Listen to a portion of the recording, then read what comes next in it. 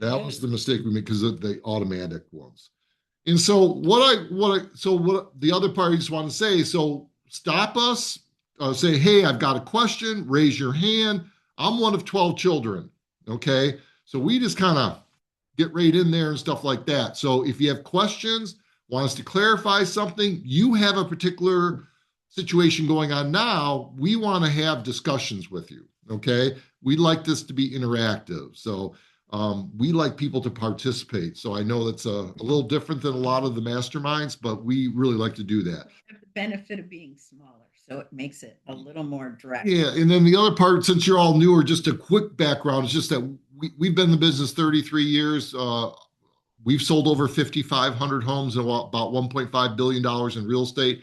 I only list houses now, so that's really the only part that I do for DMA is I list houses and I negotiate and I train our agents. So that's primarily what I do. So what we're going to talk about today is right up my alley and what I do every day. Okay. And then Kathy. Oh, well, I was going to, well, yeah, I've been managing this team we're on like 25 years at this point with Dave and I manage all of our buyers agents and the operations and anything Dave doesn't want to do.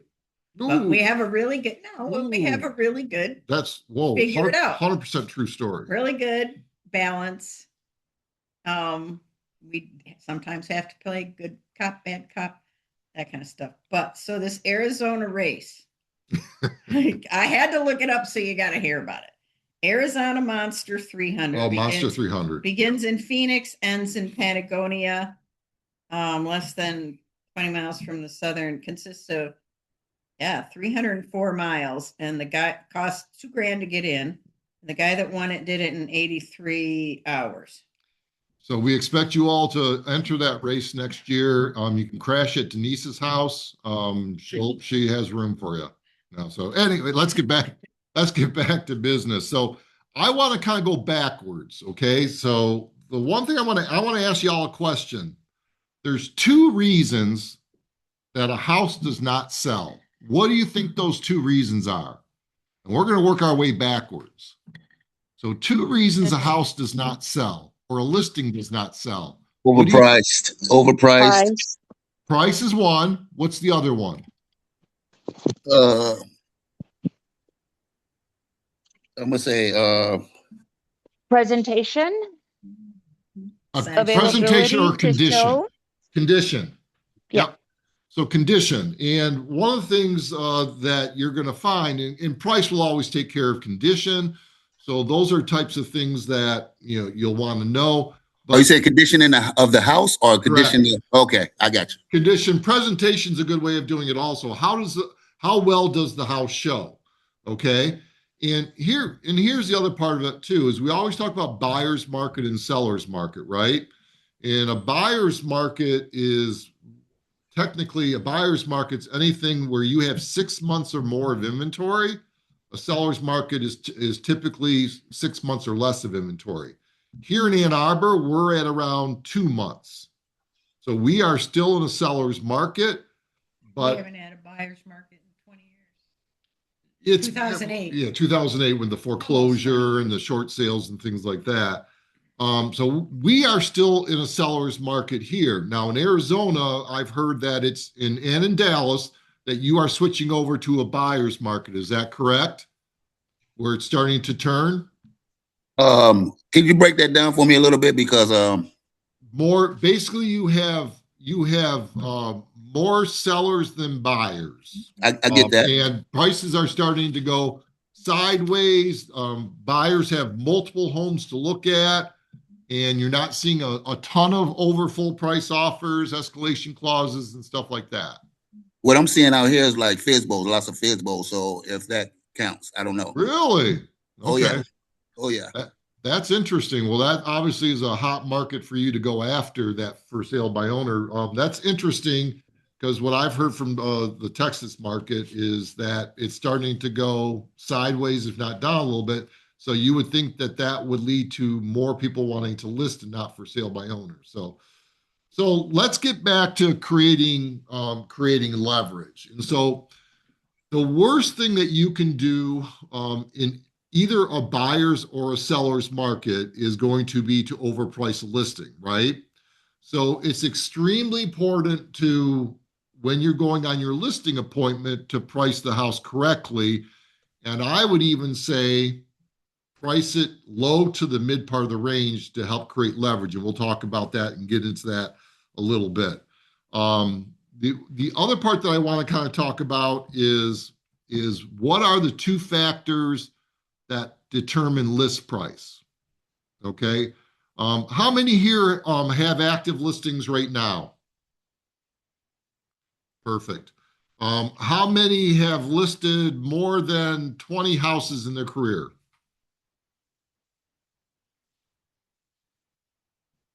Okay.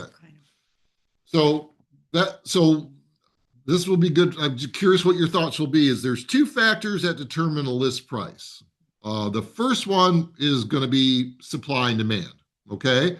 And that's going to be kind of what we're talking about as far as, are you in a buyer's market? So so let's take the Florida market right now, right? The Florida market, they're having lots of houses coming up on the market.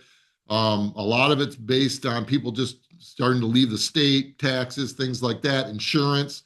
And so they are 100% in a buyer's market. So in a buyer's market, who do you think has I mean, it's kind of obvious, but who do you think has the leverage in that situation? Buyers. For the most part. But my personal philosophy is that in either a buyer or a seller's market, the seller still has the advantage, but they have to create leverage in that type of situation. And so, especially like in that Florida market, we were talking about the two factors. One is price, the other one is condition.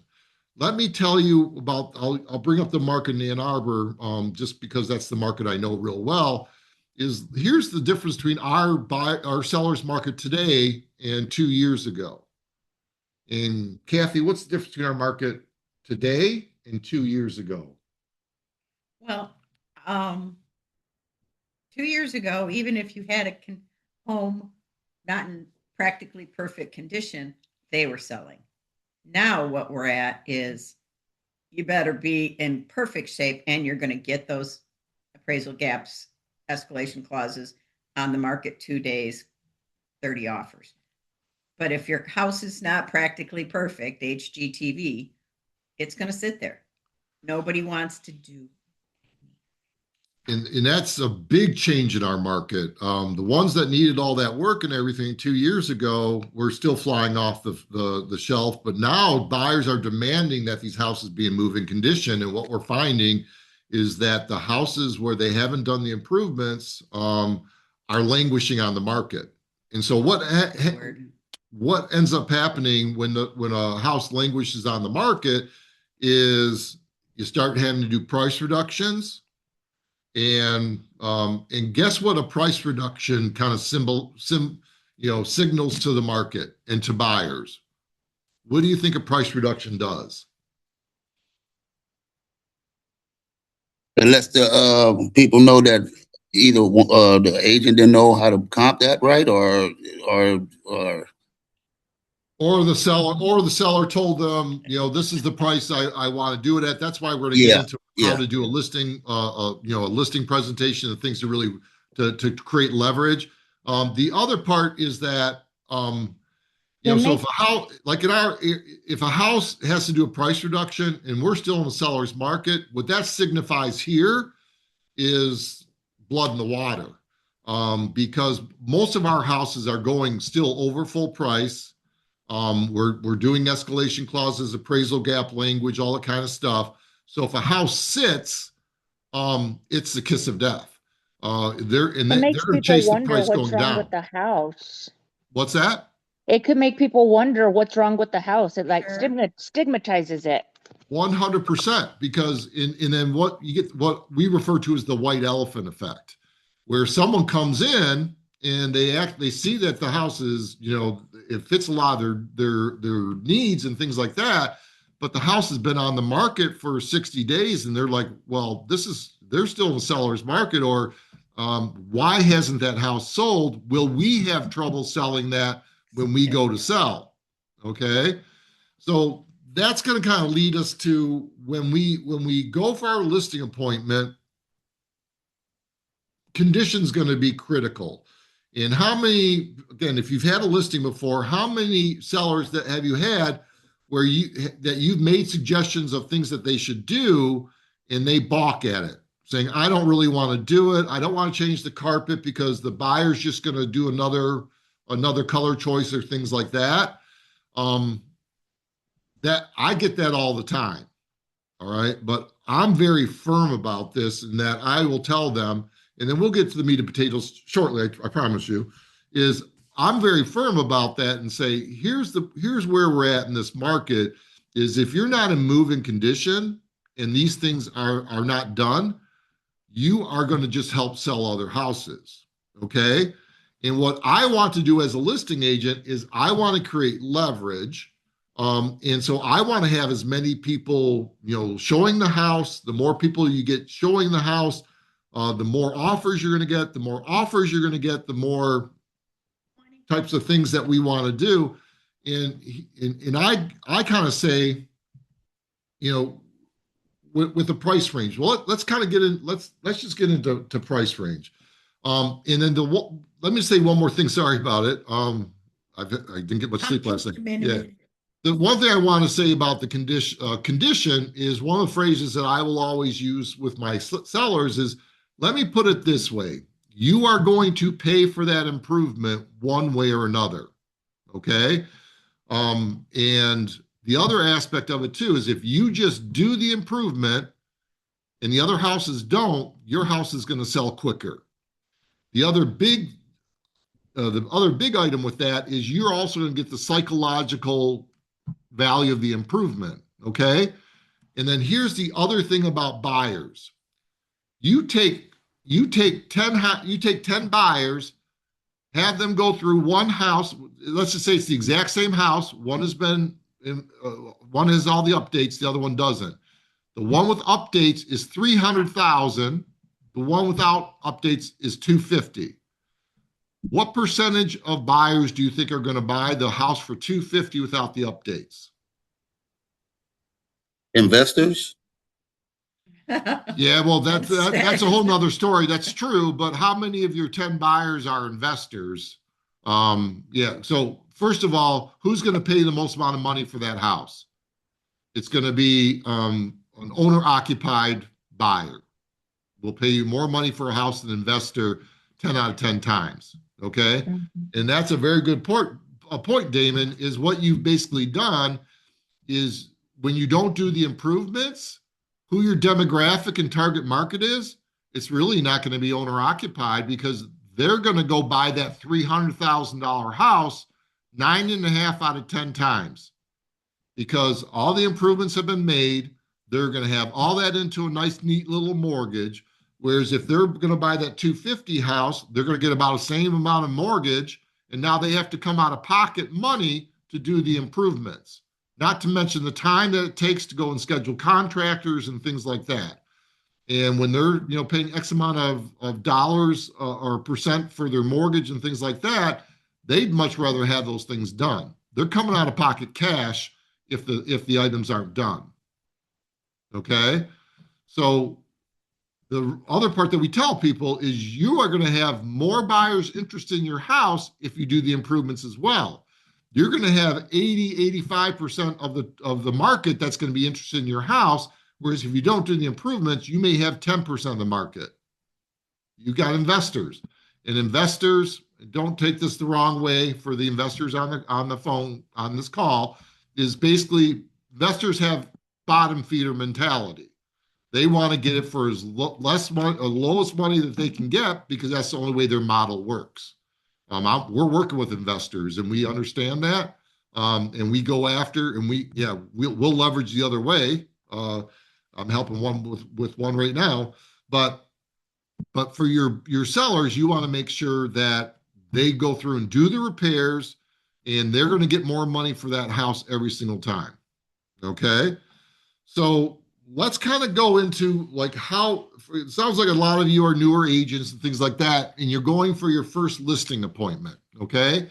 And then how do you come up with a price? And how do you discuss these things with the seller? Okay. There's three things that you want to go over with your seller. Now, the first thing you're going to do to determine price is you're going to go over the comps, right? You're going to go over the comparable sales. What sales have happened in the area? Okay. And what comparable sales are going to do is it's going to give you the range. So let's say that the range is $450,000 to $500,000 based on comparable sales. What's the other reason why you have to go over comparable sales? Not only to, kind of go over the price range with your seller, but guess what? The comparable sales also have a big importance to another party of the transaction later Appraisal. on. There The you appraisal. go. Yep. So one of the things, very good. Yep, it's your appraisal. So here's some language that might help you and that I use. And I'll say, hey, Mr. Exactly, Lucas. His Hey, hand up though. oh, I'm sorry, I didn't even see that. Lucas, go ahead and do you have a question, Lucas? Sorry, no, I don't know why the hands up. Oh, okay. So one of the things that I tell my sellers is, hey, Mr. and Mrs. Seller, we have to sell the house twice. The reason we go over comparable sales is we have to justify our price two times. We have to sell our house twice. The first one is the easy one, and that's the buyer. The second one that we have to justify the price to, which could sometimes be a little bit harder, are the comparable sales, is the appraiser. The appraiser has to agree with us that the house is worth X amount of dollars. Okay. So that's why we're going to look at comparable sales. So what your comparable sales, your solds, give you the range. The two factors that determine where you want to go in that range are going to be supply and demand. What's your competition? If there's another house that's very similar to yours, kind of like we were talking about, like condition wise and things like that. Let's say your house is in immaculate condition and there's another one that's not for 450. Your supply and demand is going to help you determine where in that range you're going to go at. The next factor is motivation of seller. Okay. You've got a seller that just got their notice that they're being transferred from Arizona to the East Coast, and they have to get their house on the market, and they need to be out in Maine within 30 days, where their motivational factor is going to come into play, right? Make sense? I will also tell you that what I kind of tell people is let me ask you your questions. So you've got a range of $450,000 to $500,000. And what is the natural tendency for most sellers to want to do? Price it high. So you would say go to the top of the range? That's what most sellers want to do. Yep. And the reason for that, what do they say usually after they say they want to go to the top of the range? If it doesn't sell, then we'll lower the price. You've done this before, Denise. That's exactly what they say, and they say it every single time.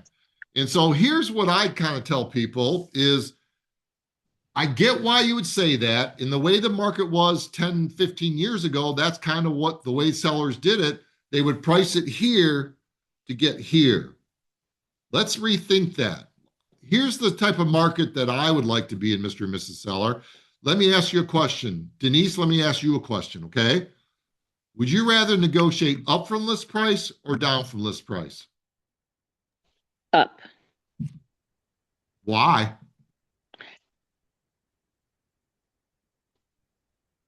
Because the lower price, or wait. Let me see if I got your question right. Could you You repeat got it? the answer right, but Okay.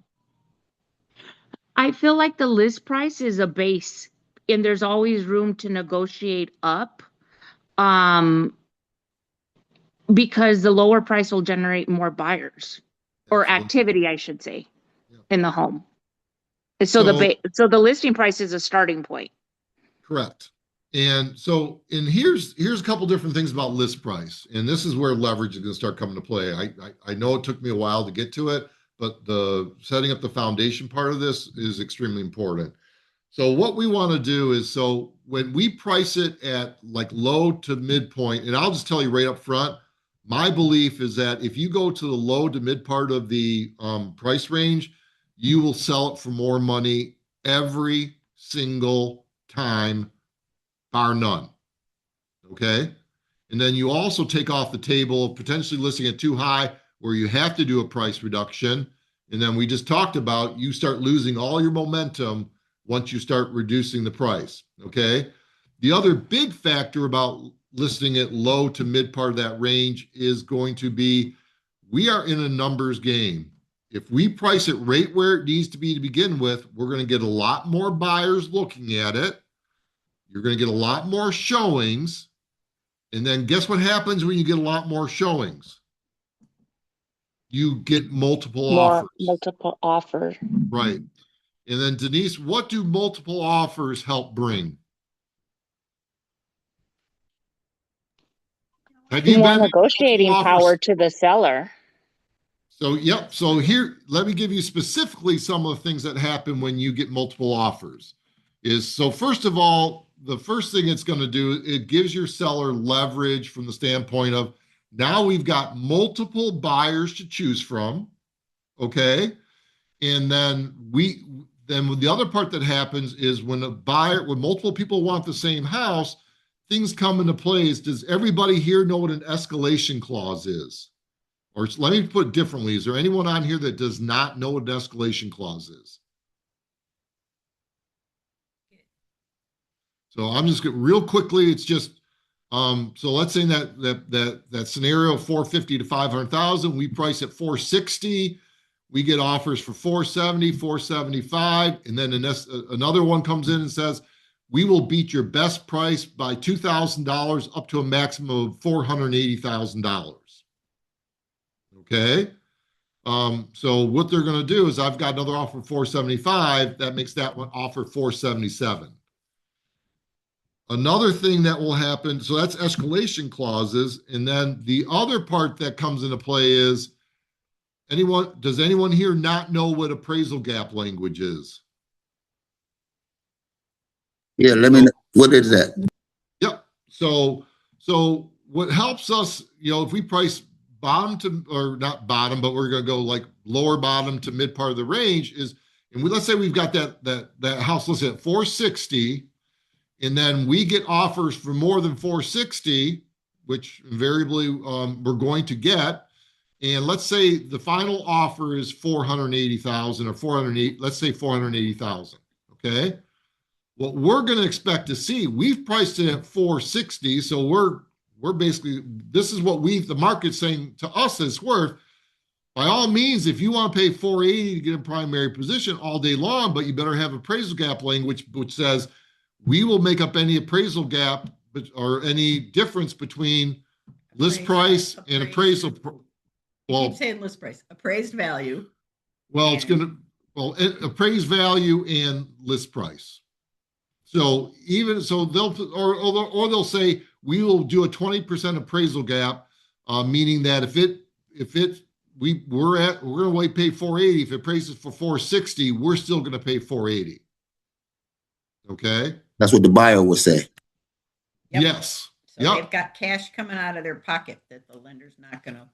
And and do you think someone's going to put appraisal gap language in a house without multiple offers? Nope. No. Do you think someone's going to use an escalation clause in a house without multiple offers? Nope. Here's the other big part that I like about multiple offers is it's a two-step process with the seller. So we're going to use a scenario. And I want you guys to tell me how you would handle the situation, all right? So let's say one of your offers is $460,000 cash, no appraisal, period. I mean, it's just cash, all right? You've got another offer for $470,000, and it's 5% down financing. How would you advise your client if they ask you, man, I don't know what to do here. What would you recommend that we do? How would you advise that? Anyone want to take a shot at that? I would ask them, do you want the cash or do you want to go, or do you want to go the other route? Any other answers? Well, I think the terms are a factor in it. Are the buyers asking for concessions? Because if this is a seller who's motivated by their net Let's price, say there's no concessions. Everything's exactly the same except for price, and one's cash and one's 5% down financing. Pre-approved. and is time a factor to the seller? No.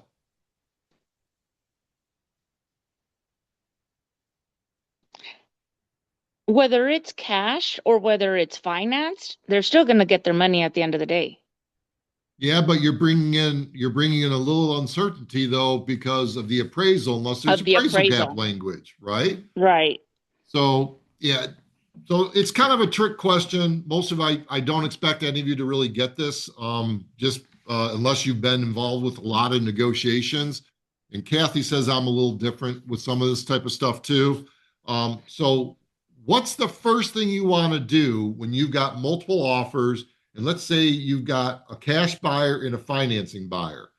My advice to my seller is let's pick the buyer we'd rather work with first.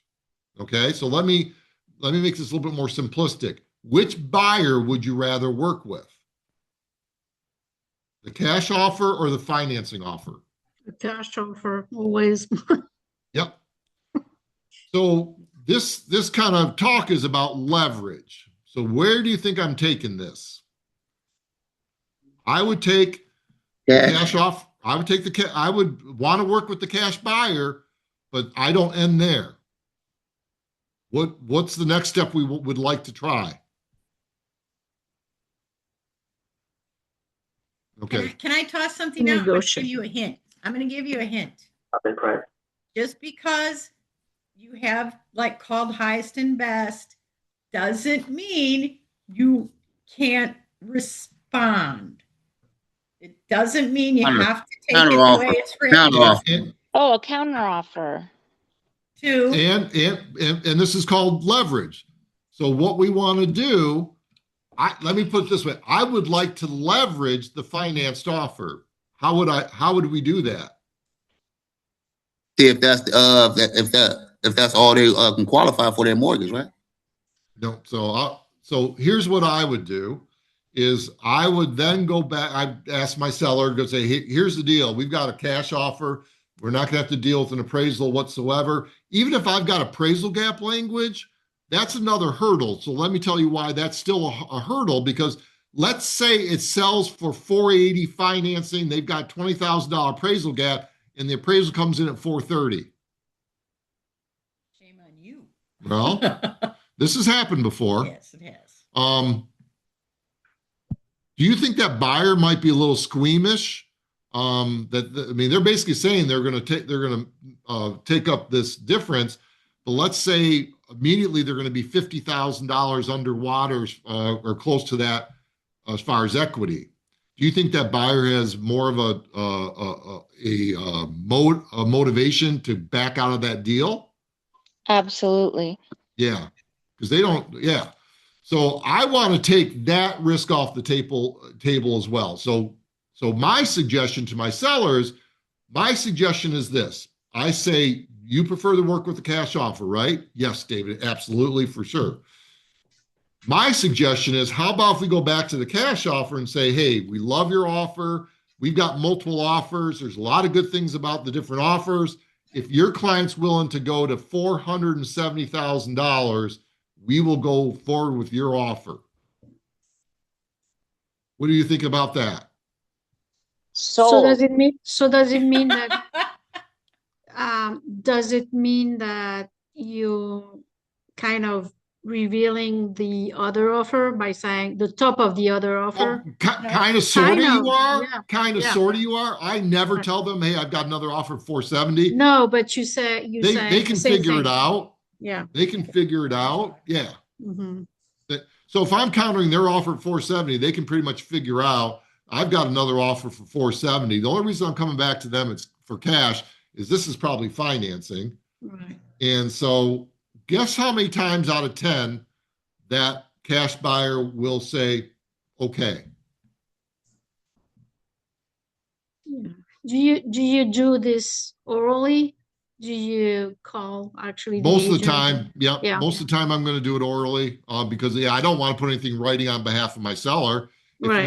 If you're a good buyer's agent, you will ask for it in writing, but most don't. And I just go back and I just send an email or a text. So it's hey, love the offer and everything like that. As you know, we were multiple offer situations.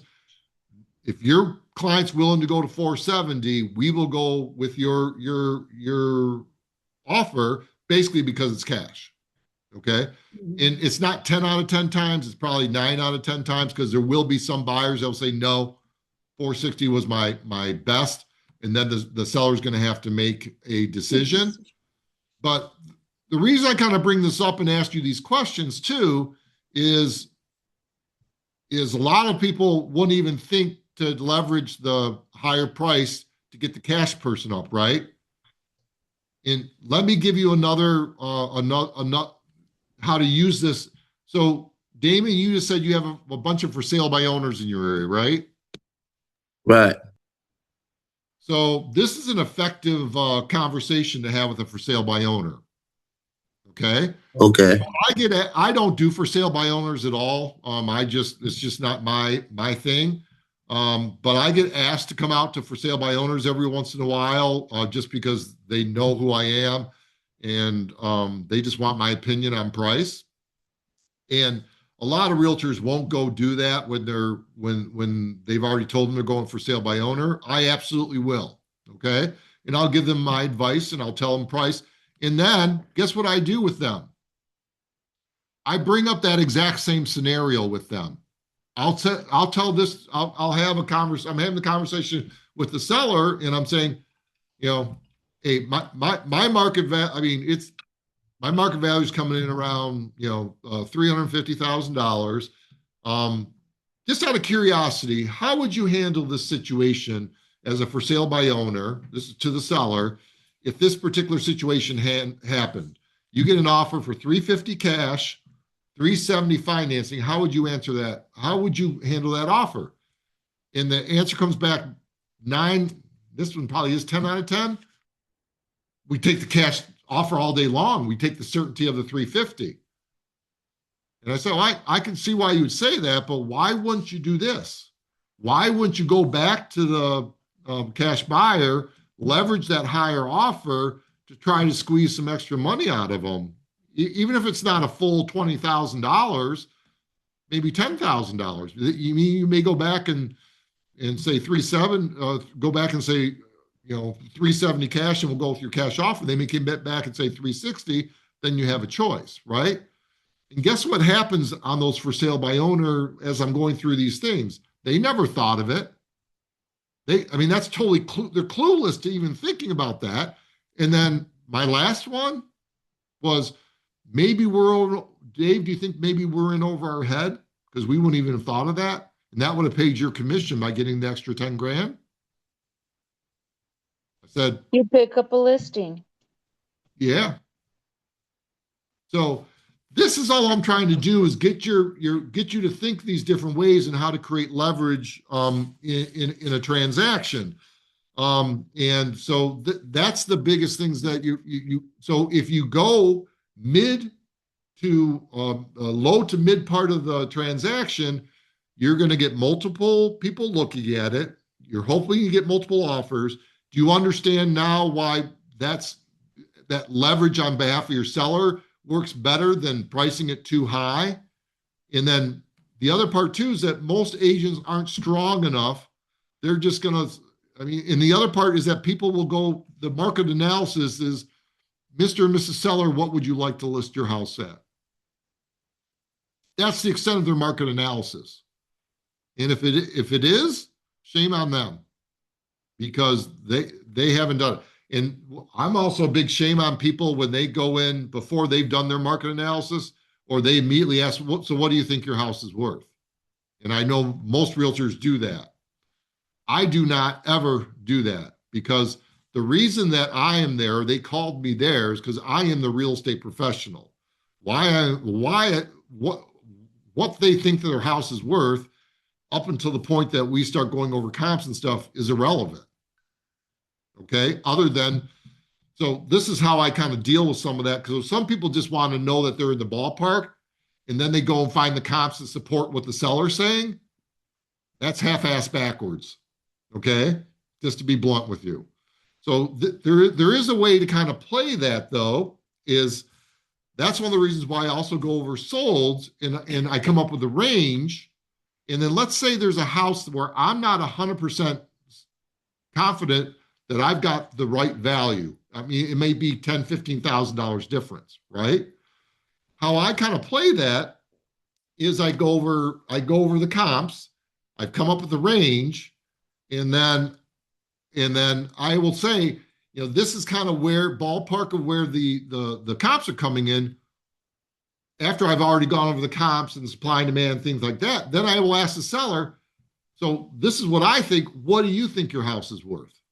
After I've already gone over all the information.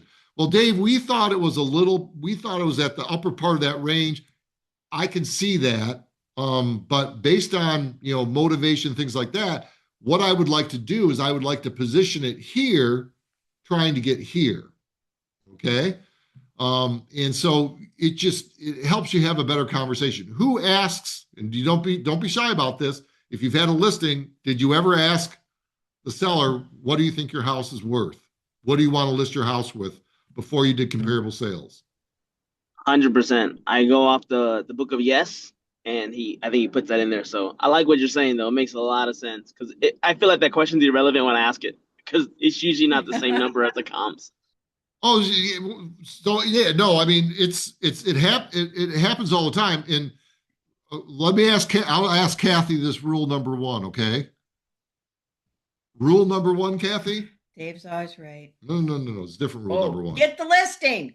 Rule number one is get the listing. Sorry, right? I thought we were doing the everyday Dave's always right. No. Yeah, what Kathy's referring to is we have a little two rule in our DMAs. Rule number one is David's always right. Rule number two is if everything David is wrong, refer back to rule number one. But that's a joke. But what you want to do is you want to get the listing, but I personally don't want overpriced listings. And if I can't justify the price that the seller wants to go at, I don't want to. I mean, we spend a lot of money on marketing. And the other part about too is psychologically, it's hard to get behind a listing that's overpriced, and you know it's overpriced. The other thing is that so we've got a listing right now of vacant land. So we for one time I went against my rule. We have vacant land where the comps were 140, 150. The seller had it listed, and this is a previous client of mine, but this was now an estate, and they had a piece of land they wanted to sell. They had started at $200,000, and I told them that's too high. It's not gonna sell. You're just gonna do the same thing you did before. But because it was this client, I said I'll put it on the market, but at the end of the day, the market's going to tell you what it's worth. And that's another thing that's another thing that you're going to want to have in your arsenal is here's what the truth is about pricing. So Lucas, let's say you take an overpriced listing, okay? And you know you have to come for a price reduction. How are you going to do that? Am I gonna run comps again? Well, and what type of comps are you going to look at? I mean, I'm gonna say, hey, this is what remember when we talked, this is what the property should be priced at to get the Yep. the buyers here, but we wouldn't be there if it's overpriced. So I don't know. recommend, hey, I would recommend whether that's 5,000 or 10,000 to get closer to that number to get traction. So here's kind of, if I know that a listing's going toward the higher price I know our market really well. So I have a tendency to know, and again, I have to go back and forth with rule number one, which is get the listing, and you don't ever want an overpriced listing. So I sometimes have to do that dance as well. But what I will do is I will be right up front and say, that price, I mean, as long as it's within reason, okay? I said, I'm willing to do that at that price, even though we both talked about it, and this is what the comparable sales are saying. And here, Mr. and Mrs. Seller, here's the bottom line. What I think your house is worth doesn't matter. It does not matter what David Mueller, the realtor, thinks your house is worth. As much as I have an ego and I know my market, it doesn't matter what I think. Mr. and Mrs. Seller, what you think your house is worth, it does matter. A lot of people will say it doesn't matter what a seller thinks. It does matter because they've got to feel good about that transaction or they're not going to sign that document, right? That contract. What we truly want to know, Mr. and Mrs. Seller, is what the buyer thinks, okay? Because David Mueller doesn't determine the market. Seller doesn't determine the market. The buyer kind of does determine the market, and supply and demand determines the market. But so what we want to do, Mr. and Mrs. Seller, is we're going to want to make sure we get feedback. And first of all, if we get no showings, that's feedback. What's that telling you? You're overpriced. If you're getting feedback, if you're getting showings and the feedback is needs work, overpriced, guess what that's doing? The market is telling you that the house is overpriced. The market is telling you you need to reduce the price. It's not Dave Mueller. It's not the realtor telling you need to reduce the price. It's not the buyer telling you need to reduce the price.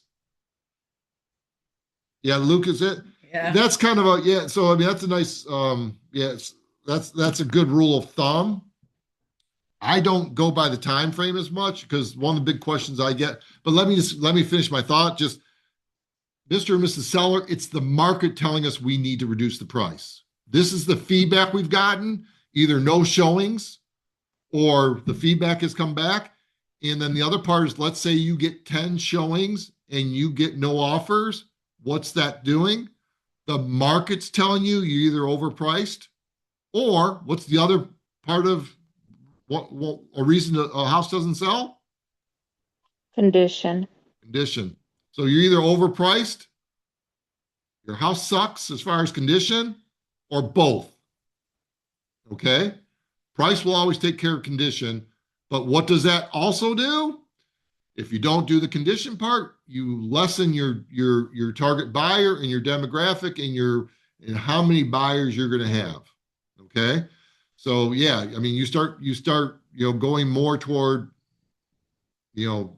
handyman's, people that are not investors, that might be single family owned, that have some skills, or investors. And investors are going to take 10% off that top is even where they're going to start. And I'd much rather go to single family owned.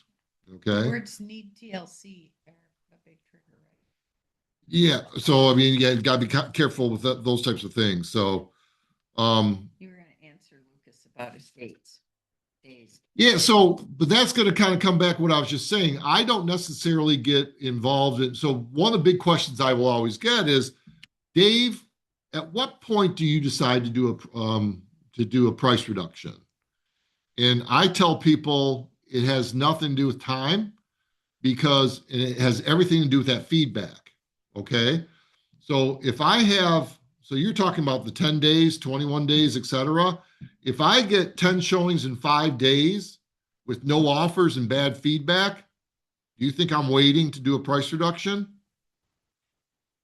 No, the market has spoken. The market's already spoken. And what ends up happening is what we talked about. The longer that home stays on the market, you're gonna chase the price down. You're gonna get the white elephant effect. Someone comes in after you've reduced it $20,000 to where it should have been priced at to begin with. Now the right buyer comes through and looks at it, which they would have looked at probably the first week when it was priced correctly, and you might have gone over list price, and now they look at it and go, okay, what's wrong with it? Now, and then now they're scrutinizing every part of the house. There's a reason why other buyers haven't bought this, and that becomes a problem. And then what I will guarantee you this. What happens 10 out of 10 times when that happens? The seller will get less money for that house every single time than if they priced it correctly. So what is one of the big keys in all of this? It's communication. It's communication with a lot of different. So the first thing is when you're going on your listing appointments, make sure you know your comparable sales inside and out. Okay. Make sure you know the competition inside and out. Make sure that you're asking the right questions to your client regarding their motivation, right? So you can help determine them. And then the other part is that these people are getting on the internet. They are getting advice from Claude and Chat GPT about how to sell their home. Okay. And they're getting a lot of misinformation. I love AI as much as the next person, but AI cannot replace us for information as far as the home buying and the home selling process. And then the other part is when they start wanting to overprice their houses, it's time to have a frank conversation. And the best way to have that conversation is to be confident in what you are speaking about. Okay? The way that I speak to my sellers is kind of how I'm speaking here. That I'm the authority, I'm giving them the information. And another thing that I always tell, hey, this is a two-way street. You are interviewing me to see if you want me to list your home. I'm also interviewing you, Mr. and Mrs. Seller, to see if I want the job. And so that's the kind of way I go into it, giving them the information and saying, here's the pros and the cons. Ultimately, it's their decision to make. But what you ultimately want to do is to create leverage for your seller. And I would much rather be in a situation where I've got multiple buyers to deal with, and I'm not 3 months down the road, because all those situations where you're overpriced and reducing your price, you're on the market for 3 months. Guess who has the leverage in that setting, that scenario? Buyer. Yep. And as a listing agent, who do you want to have the leverage? You want yourself and your seller to have that leverage. So what questions do you have I know we're kind of coming up on 12. What kind of questions do you have regarding deals you've got going on right now, things that we've talked about? Like I said, this is the only part of the job that I do. So I'm at an advantage because this is all I do. So one question that I have here where I am, we're not anymore in a multiple offer situation, even if you put the right price. So you get lucky. You're gonna get an offer much quicker than others.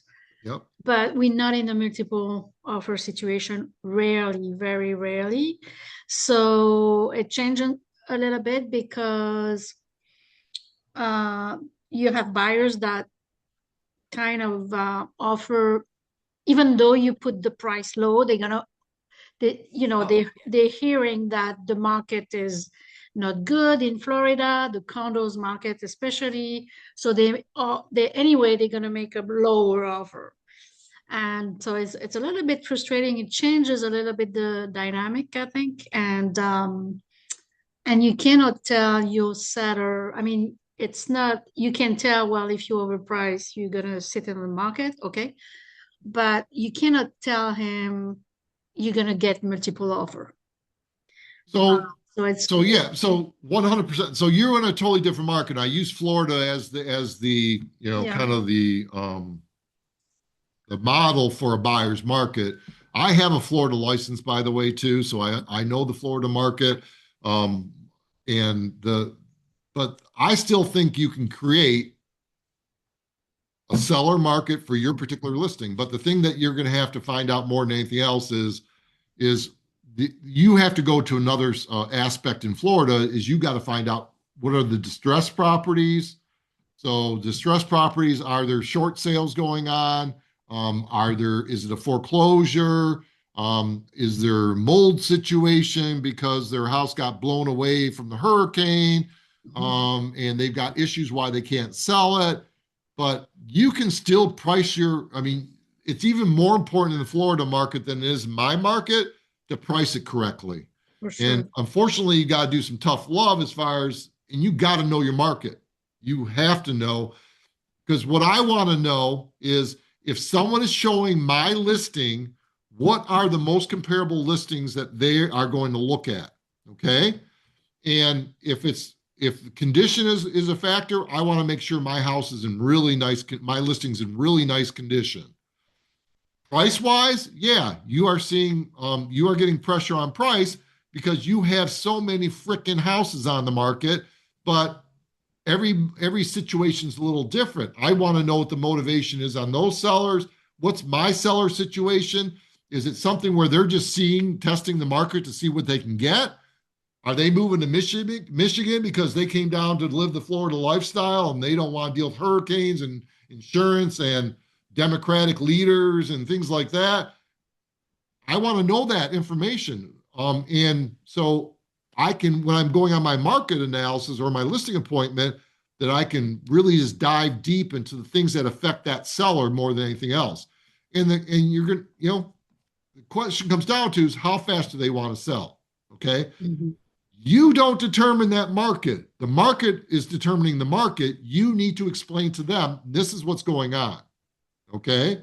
And that's why I think it's even more crucial for you to have a very good grasp of comps, of more than competition, because I know there's some neighborhoods where there's 30, 40 houses in the same neighborhood. Okay.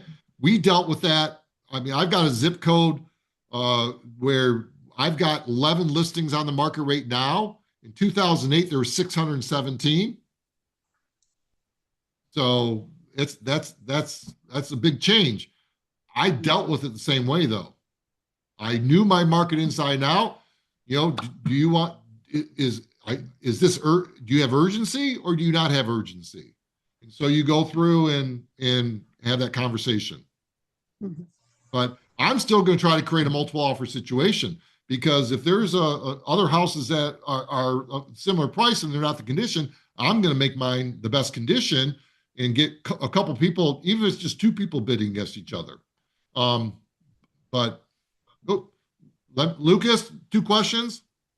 Yeah, real quick. Number one, I have a listing that, I thought I priced it right. Condition was more investor friendly, but it can qualify for, the first time home buyer. So anyway, we dropped the price from like 169 to 149, but that's kind of their low, that's kind of their cap now. Right. And they can't change it. I mean, our listing expires April. I guess in this case, what would you do? Because they owe 136 and we're getting 120 on the house. We're getting 119 and they just can't budge anymore on price. I've had the conversation already, but what would you have done? Like, would you, I mean, sometimes I'm like, hey, it doesn't make sense. Let's What get a market rental. are you in? I'm in San Antonio, Texas. Okay. Just trying to think from a standpoint of has there been a change in pictures where you could retake pictures? Can you pull the listing and relist it as a new listing to give it some extra exposure in that regard? Mm. Yeah, the hard part is what you want to try to do is you got to try to bring some more excitement back to it. And then the question I have probably what's the feedback been? That's always, let me tell you. So I get calls all the times from houses that other realtor couldn't sell it. They call me to come out and take a look, and Guess what my first question is every single time, 100 out of 100 times? What did your agent tell you the feedback was? What's your feedback? And guess what Yeah, the answer is I 9 didn't out get of it. 10 times? Didn't get any. Never Yeah. had feedback. Never heard from my realtor. So here's what I tell them. So you want me to come in here and tell you what the house is worth? And I have no problems doing that. I'm not a buyer looking to buy a house right now. You had ready, willing, and able buyers walking through your house and you didn't get feedback. And that's where the tires hit the pavement is you had buyers with money in their pocket that were looking and you didn't find out, ask them why the house isn't selling or the agent. That's I would, and if you haven't, again, you may have already done this. I would be going back and trying to get as much freaking feedback as I can, giving that to my client, and then trying to. I would be developing, but I would be doing it on the fly. I begin that feedback to see if I need to adjust something to the house, and if you have no room to do price, I mean, I would do, and I would think outside the box. I would do something where, I mean, I would figure out who my target buyer is, and then I would try to do some type of a Facebook post, kind of going directly and boost it to exactly who my target market is. I may bring a taco truck out to the house to try to get some people. I mean, depending, I would try to do something outside the box. All the traditional things have been tried. I would try to figure out who's my most likely buyer. How the hell can I get that most likely buyer in the house before end of April? And you've got a gun to your head now because you got a time frame. How long have you had the listing for? It's good. It's a 6-month listing, so I don't know the exact date. Yep. So the chances of them relisting with you are Probably zero. slim to none. A lot of our feedback has been no feedback, no answered calls, no answered text messages, and one that the converted garage was a no for them. So that's what I think is ruining it. But I love all the stuff you said, and I'll definitely put my foot to the pedal there for that one. What's your competition? Do you have a lot of competition right now in that price range? Um, Not really, but the house is it's a very skinny lot. I mean, it's a converted garage. The home had previous foundation repairs, so it just the location's not the best. So a lot of it's just the location. It feels like a house that was put in a random extra lot in the neighborhood. Right. So You know, it so sounds like it'd be great for an investor more than anything yeah, else. and we're Do getting you low offers. yeah, that's the problem. Do they Yeah, have the ability to upgrade or improve the condition at all? You said it was not great. So yeah, they so they go ahead. yeah, they painted it. They made it look good, decent. I think the one thing is that the converted garage is not like for every. It's not compare. Okay, so in San Antonio, we have a lot of new construction. So down the street, I Right. have new construction that I can buy at the same monthly payment. So that's the biggest thing. And we can't offer any more. You know, we can offer the agent commission. We can offer the closing costs, but I mean, all the offers are having them bring 30K to the closing table. That's just not doable for them. Would your client consider a land contract or something like that to get out from underneath it? I Say that again. guarantee you, if they Yeah. offered land contract terms, you would have a whole nother slew of people that might be interested, and then your client, can make some Hefty money. down payment. Can make some. Is your client was the owner occupied? Were they owner occupied or investor? They were owner occupied. Yeah, they Okay. were gonna sell it and then buy something else. So I was thinking No. of going the route of let's see if we can get a renter in there for now, but I'm gonna try what you guys said Well, before. the other part would be I would try to do land contract. So if like in our area, if we put something up for land contract, we get so many people that with a sizable down payment, and so that So they if someone can't walks afford to get a away house. or Yeah. so yeah, so I mean they don't have a whole lot of equity in it anyways. So just take a but the problem is you got a due on sale clause, so you got to work with that from a mortgage standpoint. So I would just start thinking about, and then also talk to your broker, and get some suggestions as well. But you're gonna have to get creative. And the hard part right now is now it's kind of like foreclosure people that come to me when they're in the last 2 months of the redemption period, and they Mhm. kind of say, well, my redemption period's done, and now I've got to try to do that within um, a month or month and a half. It's a similar type of situation, but I would just try to do a last gasp and just try to get the right. And maybe just be calling some different realtors that have investor clients, but like you said, the investor clients, for it to make sense, they have to be 20% below, or 10 to 20% below.